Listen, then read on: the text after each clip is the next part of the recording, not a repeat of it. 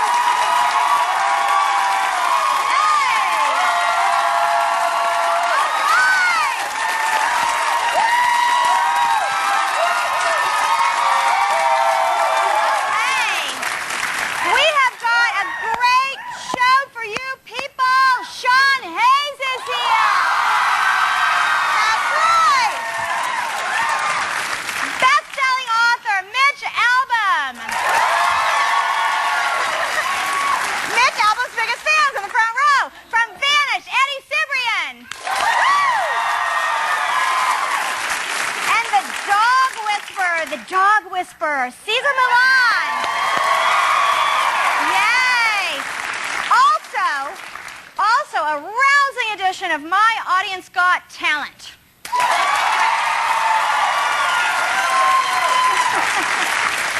You know, I don't even know what to say about my first guest, so just roll the clip. Hey, Kara, can I kiss you? Why? Just 'cause. Okay.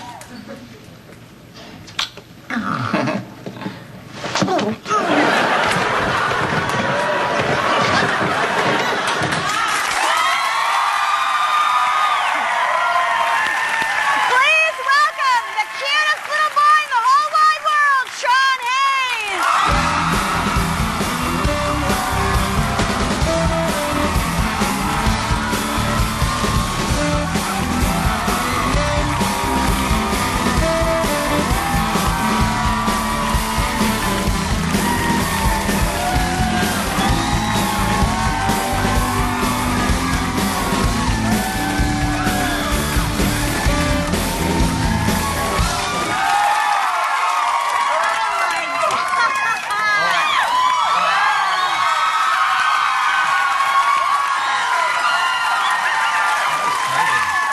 People can't see that there's 5,000 people. This is so embarrassing. I don't think they know who you are. Wow, Well, I'm thank so God I'm doing some embarrassed. publicity. Yeah. But I got you something. I got you something, yeah. Yeah, I got you something.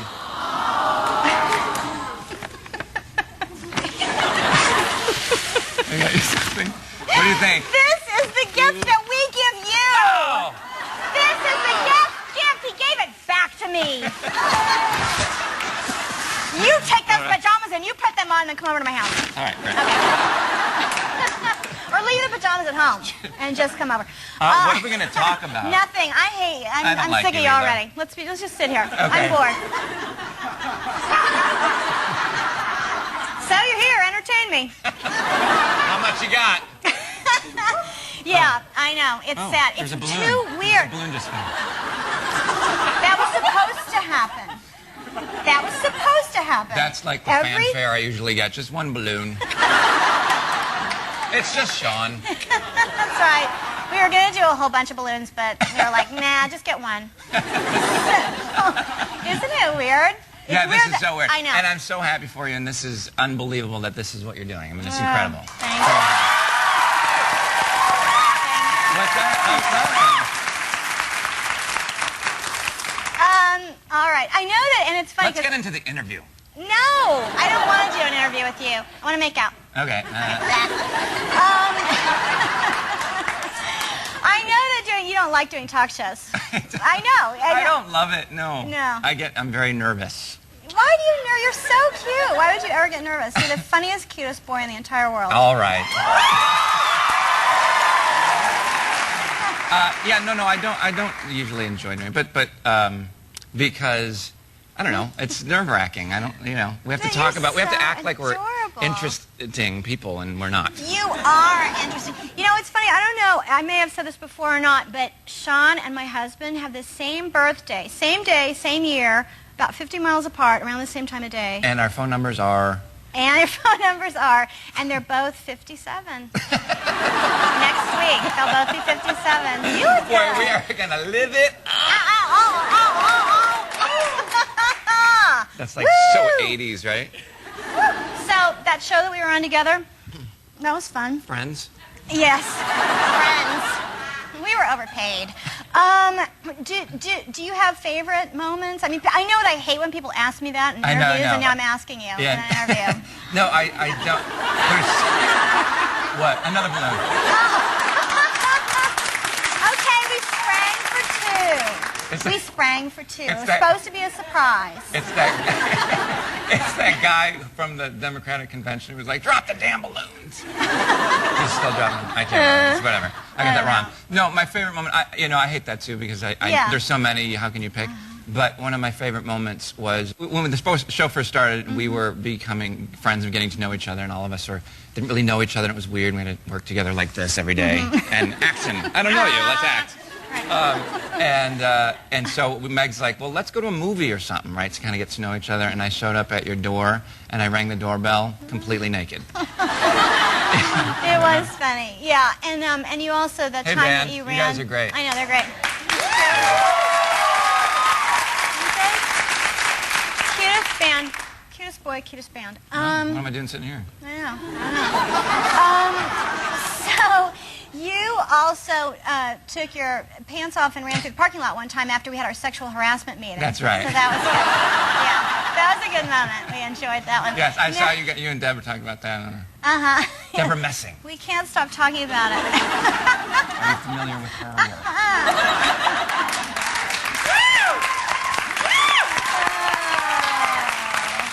We're just like, and remember when Karen and Michael and Tom, people that nobody's ever heard of, yeah.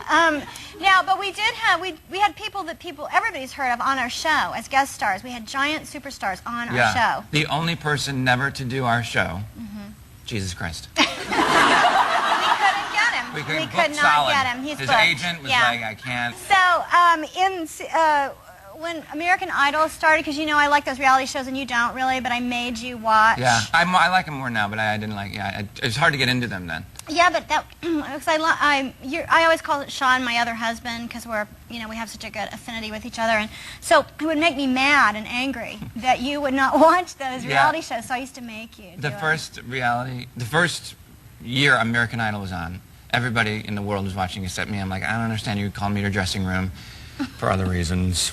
Part of the job. You signed the contract. Right. For 8 years. And call me and you're like, watch the show. And I'm like, what? And I'm like, yeah, you're watching Star Search. Why are you watching Star Search? And you said, no, it's American Idol. It's like, I'm like, really? And you're like, what? And I'm like, oh, that girl Kelly, yeah, I guess she's good. You're like, isn't this girl Kelly incredible? I don't know whatever happened to her. Good luck to you, whoever you are. Love it. So we're doing a little thing on the show, My Audience Got Talent. Will you help me judge it? Yeah, but that's like Paula Abdul judging singers. No, he didn't!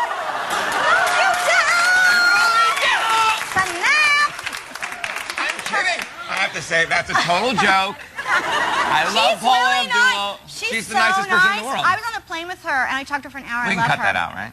No. I love Paula Abdul. We're not cutting anything out. I was totally joking. Okay, you're not. Yes, I'm going to do it. We were going to give you a third balloon, but now we're not. Okay. Does My Audience Got Talent? Sean will help me find out after the break. Oh.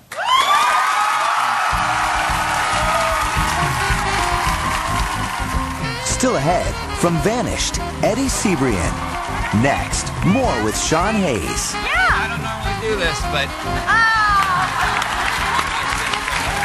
Very special. It's TV's hottest destination. On the next Megan, he writes the songs. It's the one and only Barry Manilow. Plus, Megan correspondent Tim Bagley hassles the Hoff at the America's Got Talent auditions. And we're just warming up. Don't miss the next Megan Mullally Show.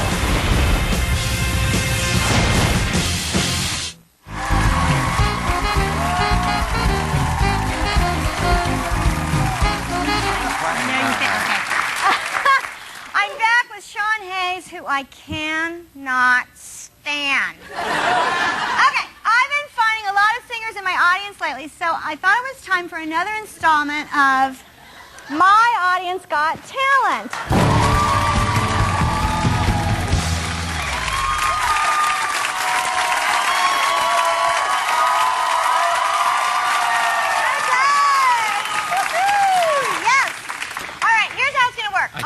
Selected 3 people from the audience who think they've got crazy good voices. Now, each singer has the same amount of time to show off their pipes. Sean and I are going to give our esteemed opinions, and then the studio audience will vote for their favorite. Just pretend this says Coca-Cola. All right, let's meet our singers. Take a look at audience singer number 1. Hi, my name is Krista Woods. I'm from Little Rock, Arkansas. I'm here to sing. Singing is like my passion. 7 years strong, but now I have to rehearse. Whoa, whoa. Come on out here, Krista. We'll find out.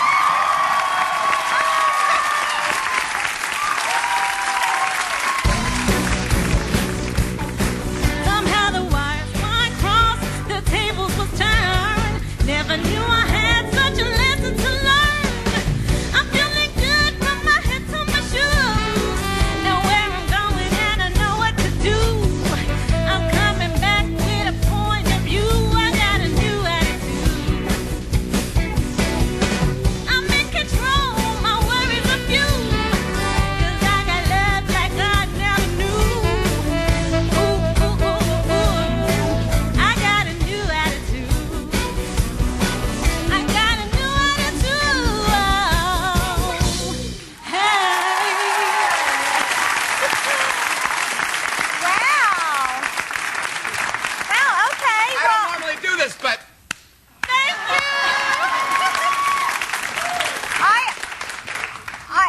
I admire your pluck, young lady. Now, I feel like I have a new attitude after listening to that song, and I love what you're wearing. Thank you, That is Megan. are there shorts under there? I'm hoping because okay, good. Yeah, that's cute. Thank you. I couldn't wear that.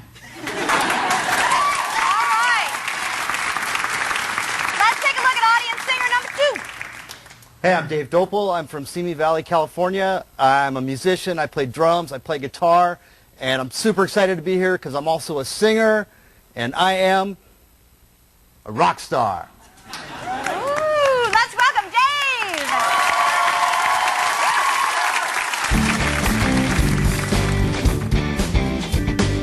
I like to dream, yeah, right between the sound machine.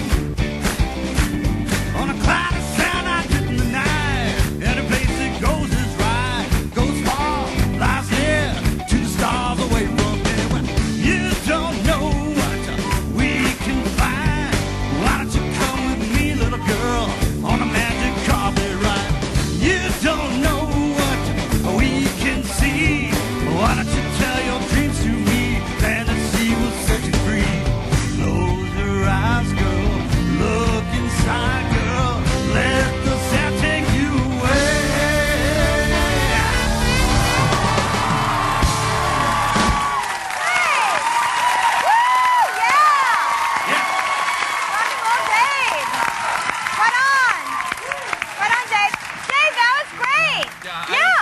normally do this, but... Very special. Thank you. Very special. He hardly ever does that, except for every time. Now, that was great. I thought you have a great rock voice. That was very, got me rocking and rolling. All right. I did this. I think that means rock and roll. That's it? Yeah. Yes. Okay, good. Thanks, Dave. All right, Yay. thank you. All right. Let's have a look at audience singer number 3. Just warming up my vocal cords. Hi, I'm Stephanie Marrero. I'm from Waterbury, Connecticut. And my first taste of fame was when I sang the Star Spangled Banner for my aunt. And I'm going to win this. All right, let's bring out Stephanie. Last but not least. Yay!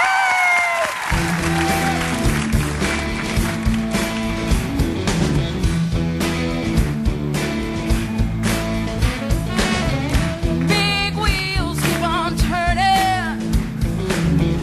Carry me home to see my kin.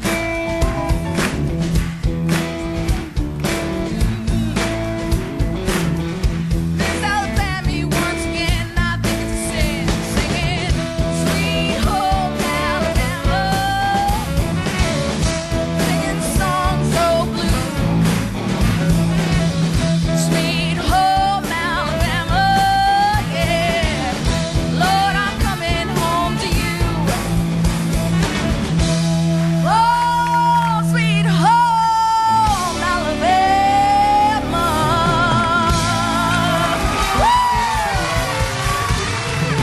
Thank you. Hey. Now, I don't think you guys should take points off for forgetting the lyrics because people get stage fright. It's nerve-wracking. It's on television. So don't take points off for that. How do you think I okay? feel? Right? So we're not counting. We're not taking off for that. That was good. There was a little the bluesy, kind of a little Bonnie Raitt thing at the end. You don't remember her because you're too young, but it was bluesy, and no, that was good. Thank you. Yeah? Incredible. Thanks. Doesn't get much better than that. Thank you, Stephanie. Okay, so here are 3 contestants, our 3 fantastic contestants. Audience, it is time for you to vote for your favorite. Everybody in this studio audience has a ballot. So cast your vote now, and at the end of the show, I'm going to announce the winner of My Audience Got Talent. Thank you, Sean Hayes. Sean Hayes. Don't go anywhere because up next from Vanish, a guy who looks a lot hotter than Sean, Eddie Cibrian. What? Yay. What? Nothing. I didn't say anything. Still ahead, from the National Geographic Channel, dog whisperer Cesar Milan. Come on. Go for a walk. Next, actor Eddie Cibrian.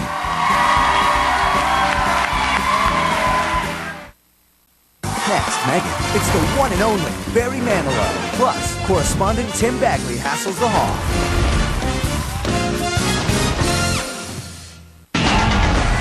Don't just watch the Megan Mullally Show. Be a part of it. Hit it. Been dying to ask Megan a question? Here's your chance. Want to be a guest on the show? Tell us your story. So excited just talking about it. Or do you just want more Megan? It's good. It's good stuff. It's all at meganshow.com.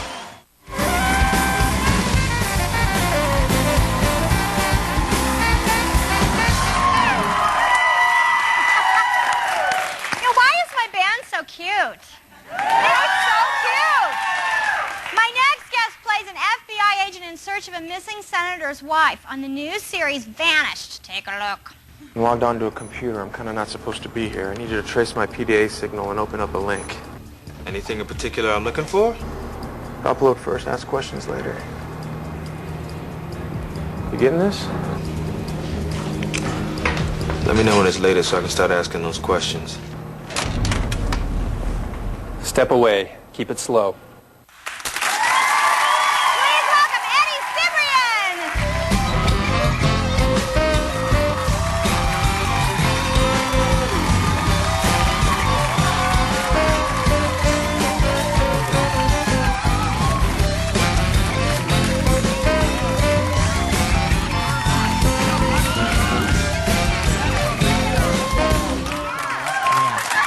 Well, hello. I'm so glad you're here.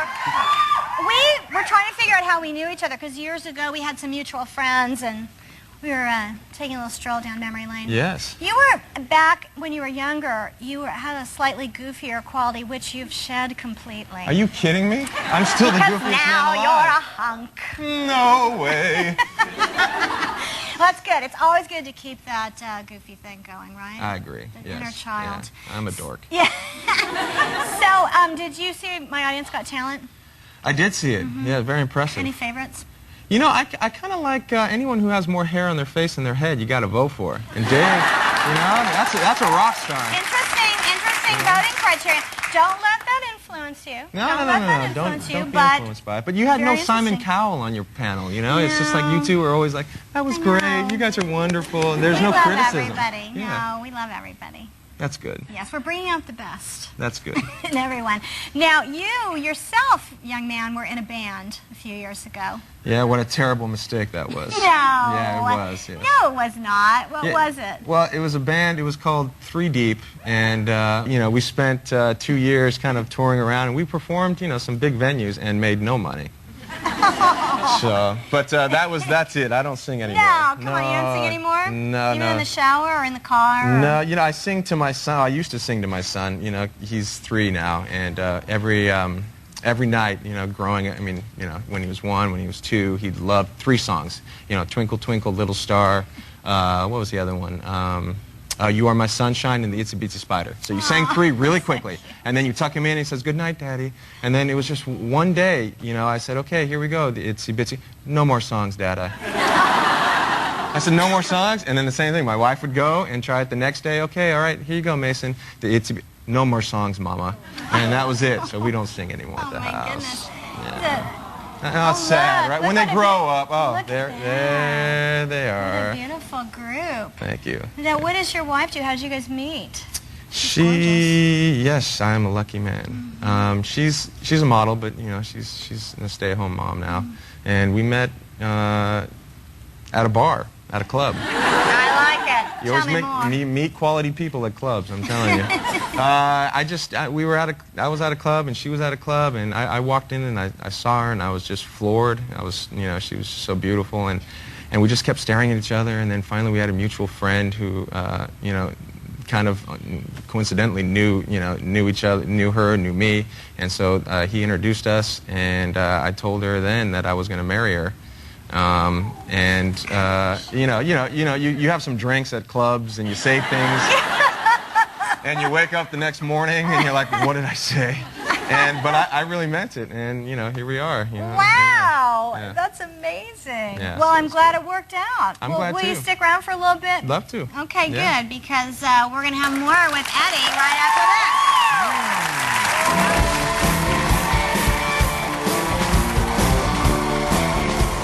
Later, Megan announces the winner of our audience contest. I got a new attitude.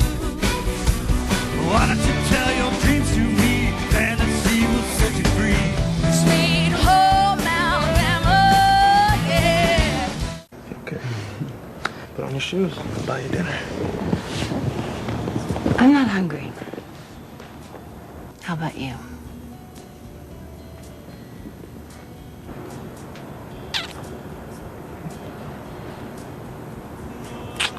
I could hold out for dessert.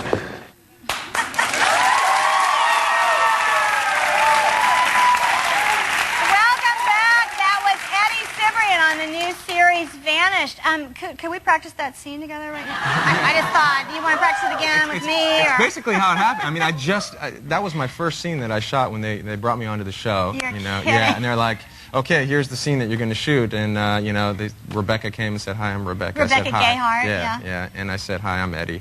And I said, you want an Altoid? She goes, sure, and I took an Altoid, and then we started kissing, and then that was that. God. Yeah, it's so bizarre. I mean, there's nothing intimate about doing a love scene, you know, on television or in film. It's just, you know, it's like if me and you were going to do a love scene, even though I would feel some intimacy, but look at all these people staring at us. Yeah. I have done very few love scenes. I've done mostly comedic stuff kissing stuff, but it isn't really like real kissing. It's No, something else. yeah. I don't know. I'm not sure Yeah. what. But. And I tell my wife that too. So, but she just doesn't believe it. No, I don't like that either because my husband's an actor, and whenever he's had to do stuff like that, I'm like, I'm not having it. But it's okay for me to do it, but not you. Not you. So I'm glad she's not an actress. I don't know if I could take it. Yeah, then tell me about the show. Basically, it came from one of the creators of CSI, and so I mean, in a nutshell, it's I read this on a website, and I thought it described it pretty good. It said that it kind of has the intrigue and the crime solving and the twists and turns of CSI. It has the pace of 24, and it has the scope of the Da Vinci Code. And that's, I mean, basically that's what it is. I mean, it's a very well written series. And a senator's wife disappears, and it's we're trying to find her, and through finding her, there's just so many different twists and turns and conspiracies, and it's a really great show. Sounds great. Well, I'm going to tee out now that you've pitched it so well to me. Do. I bet all these people are too. Now, you also, I think everybody remembers you from Third Watch. You played a fireman. Yes. Sexy, heroic fireman. That's kind of fun. So you play a cop now. You played a fireman before. Is that kind of sort of a childhood dream? It is. The only thing I need to now is play a cowboy. I need to be in a Western. I actually went through a brief period when I was a kid where I wanted to be a fireman. I'm not sure why, but I did. You started in commercials, right? Yeah, yes, I did when I was a kid. That's my kind of parents threw me right into commercials. How old were you when you did your first commercial? I think it was 12, something like that, 11 or 12. 11 or 12. And what was your commercial for? Well, my first commercial was a Coca-Cola commercial, which was great, and then I had to do a Kraft mayonnaise commercial. No. I hear you, girl. I hate mayonnaise. Isn't it the worst? It's the worst. Did you have to eat mayonnaise? I had to, yeah. I would come home. I think I came home from a soccer game, and my fake mom was there making, sandwiches and putting like Kraft mayonnaise on it. And I would take, she had celery out, and they made me take a piece of celery, dip it in the mayonnaise jar, and go and eat it, and just look at her like it was the best thing I've ever had in my life. And they'd say cut, and I'd throw it in the trash, and we did it, for I don't know, maybe an hour. And it's just terrible. How does it? By the way, you feel okay? I'm not feeling well. Well, the world is sort of divided into two categories. There's mustard people and mayonnaise people. It's like dog people and cat people or something. I don't know what it is, but I'm definitely not a mayonnaise person. Yeah, and I'm not either anymore. That scarred me for life. Well, if you come back, I promise we won't make you eat mayonnaise. So we come back sometime, I would love please. to. Great. Thanks, Yes. Eddie. I'm so glad you were here. You can watch Eddie Cibrian on Vanished Fridays at 8 on Fox. Coming up next, best-selling author Tuesdays with Maury talks about his latest novel, One More Day. We'll be back.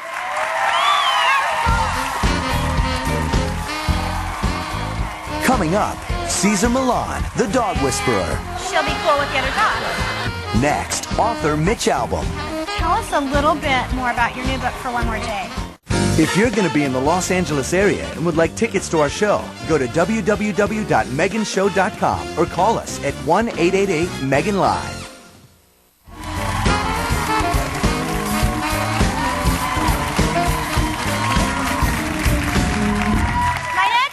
Is the author of the record-breaking bestsellers Tuesdays with Maury and The 5 People You Meet in Heaven. His latest novel, For One More Day, is currently the #1 selling book in the country. Please welcome Mitch Albom.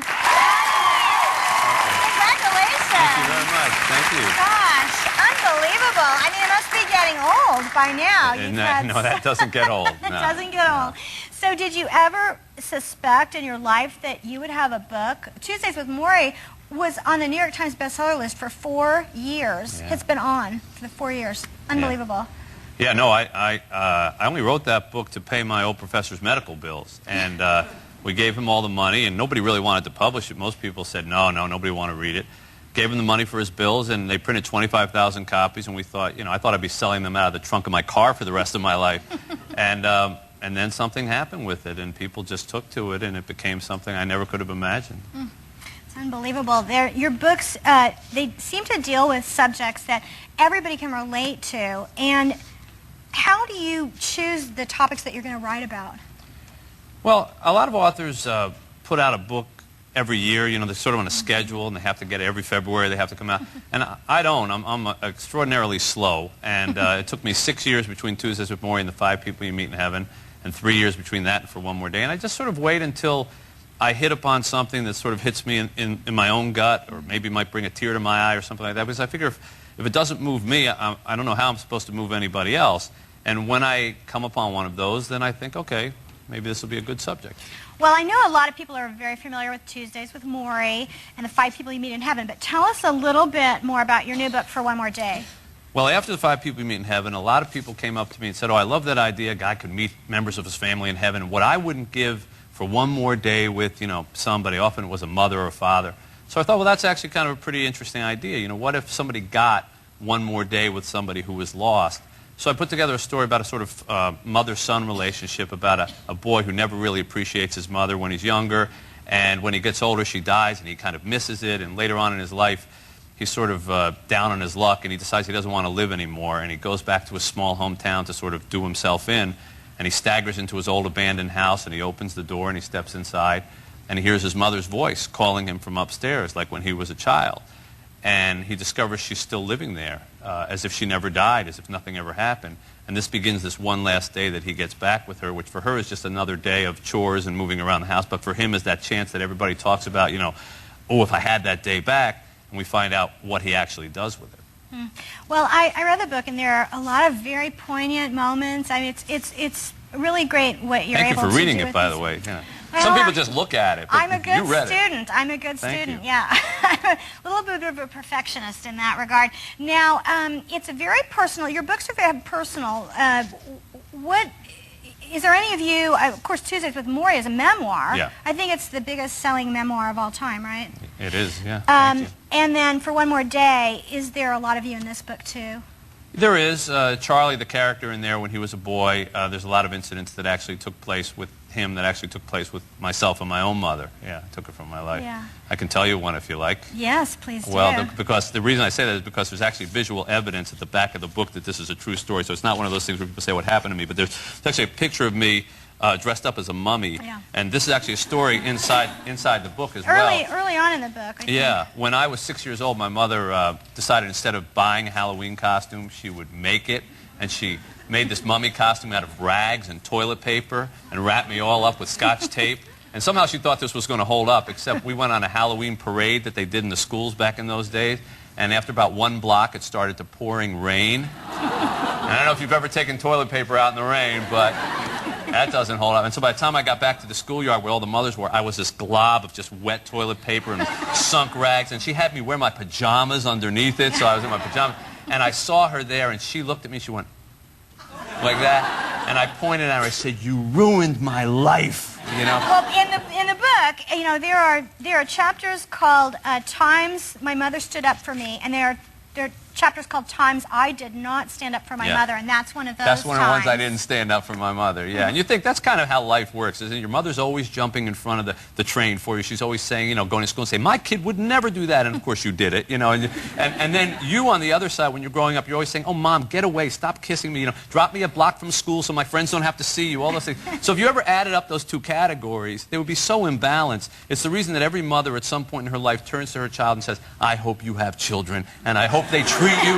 the way that you treated me," because it's the only way that life balances. That's right. Well, now you've put a lot of yourself into all of your books, but your mom's still around. Yeah. Your real mom is still around. Yeah. And what does she think about all this? Well, one of the reasons I wrote this is because I didn't want to be one of those people who says, "Boy, I wish I had one more day with my mom so that I could tell her this or that." So inside this book is a lot of apologies and a lot of explanations and all the things that, I sort of was able to say to my mom, "Look, read it and kind of read between the lines. You'll sort of see what I want to say to you." Because the thing about a lot of those people who say, "I wish I had one more day," a lot of them did. They just didn't take it. They were busy or they had the work to do, and they said, "I'll see her next Christmas," and then next Christmas didn't come because they got that terrible phone call. So I didn't want that to happen. I was glad I was able to give it to her. And she likes the book, but that page that has her picture on it at the end, that's her favorite page. That's She great. really likes that page. Well, congratulations on another big smash hit success. Thank you. And thank you for being here. If you haven't already, go out and buy For One More Day. And if you're sitting right here in this audience, you're going home with a copy. To learn more about Mitch and his book, go to our website at meganshow.com. When we come back, my dogs are going to learn some new tricks from the dog whisperer, Cesar Milan. That was great, Mitch. Next, from his popular show, Dog Whisperer, Cesar Milan. And coming up, My Audience Got Talent. The winner is... Next, Megan, it's the one and only Barry Manilow. Plus, correspondent Tim Bagley hassles the hog.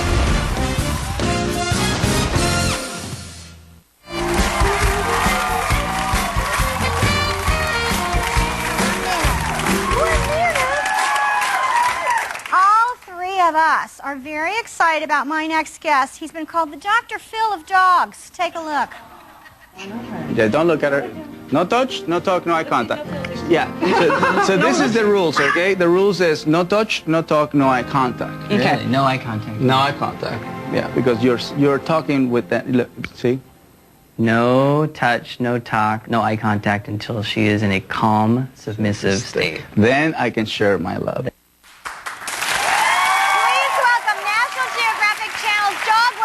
Cesar Milan.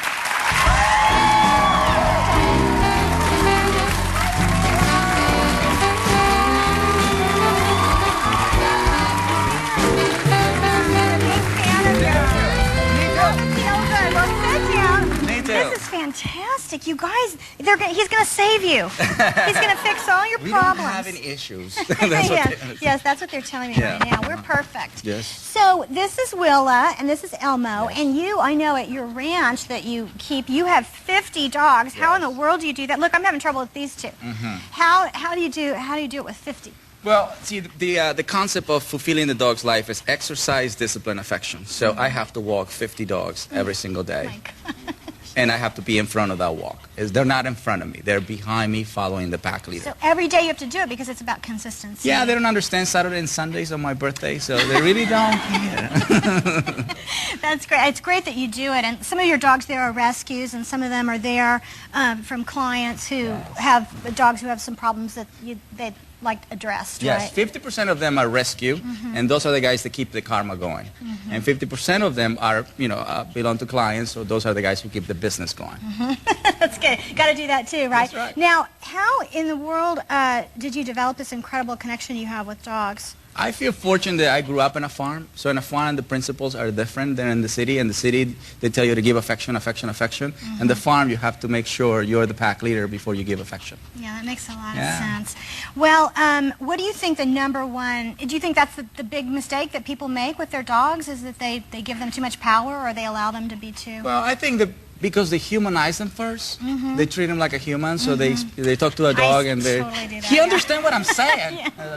Yeah. They do understand what I'm saying, Cesar. I really don't. You know what I mean? You're using me. Well, Cesar's going to show us some easy, practical tips on how we can better communicate with our dogs. And we're going to start with these two. So let's go. Okay. Okay. Now, can you grab the leashes? Thank you. Okay. So you know what, Cesar? We got Elmo, the little guy here. Yes. Can I put you down, Willa? Is that going to be okay? All right. We got, you stay right here. We got Elmo after we got Willa, and we'd moved to a place that had a big yard, and so we just let them run around the yard, and we don't walk them on leashes, and so Elmo never learned how to walk on a leash. Now put that leash on him. Okay. Yeah, he's had a leash. He doesn't like it. He may poop. When he gets nervous, there could be a little poopage. Yeah, a lot of people do that. This is what happens when I try to walk him. Okay, come on. Let's go. Oh, now he's doing it. Oh, I love it. I love it. He's never walked on a leash before in his life. Yes, don't put anything. Come He's on. already doing No, it. he's going anywhere with me because we're on TV and he's nervous. That's right. He's performing.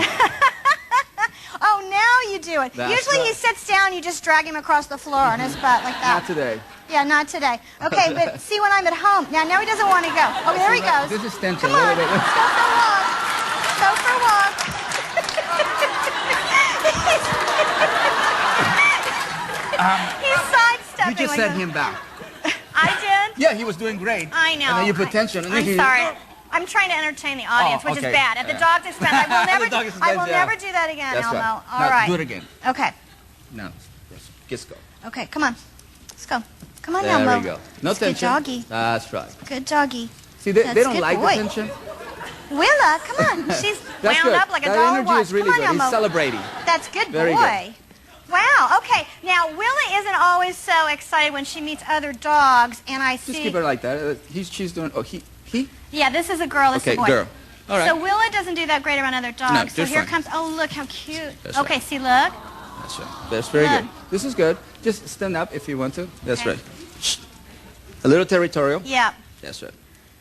Yeah, but as long as you don't project any negative energy like tension or anticipation Oh, really? or start getting, a little nervous. Yeah. So, we're controlling situations. It's all about how I react. It's about how I... Come here, Punky. Just like how you share It's affection, you share instability. So if I react negatively, then she'll get all... Then they flipped feel the out? need to protect you. Okay, good. But if I don't react that way, then she'll be cool with the other dogs. All right. Because you are calm, come here. assertive at that Willa, moment. that's a good girl. That's right. Come here. Doing fun, so good. Join us. We're doing a TV show. That's fun. I want to learn more. Will you please come back? Please, Yes. Cesar? Okay, good. Thanks, Cesar. New episodes of The Dog Whisperer can be seen every Monday night at 9 on the National Geographic Channel. Watch it. We're going to name the winner of My Audience Got Talent when we come back, so don't go anywhere.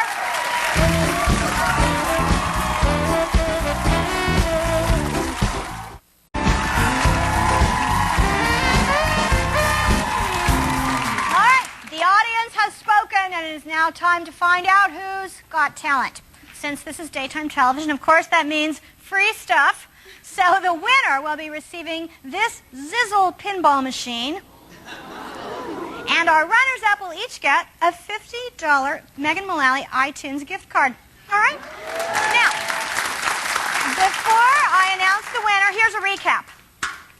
I'm feeling good from my head to my shoes.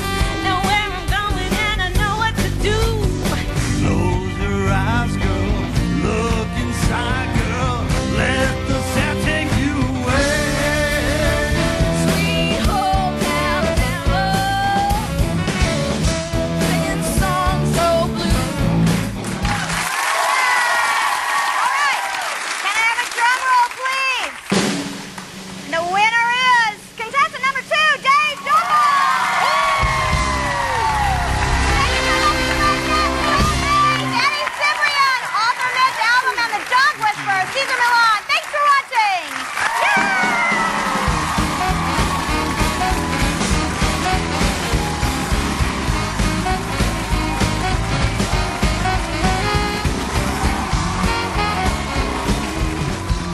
Travel provided by CheapTickets.com, where the less you pay, the better it feels.